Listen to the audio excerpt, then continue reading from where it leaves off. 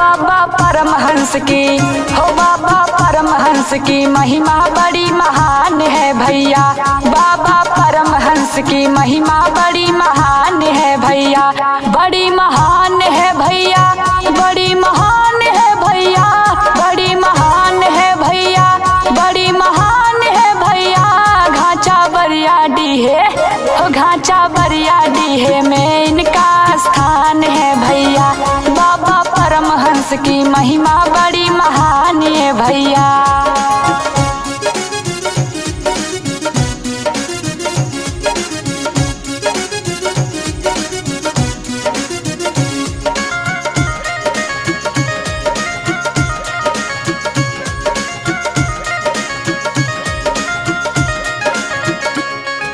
दूर दूर तक बाबा जी की महिमा है विख्यात। राम शंकर जी महंत सेवा करते हैं दिन रात।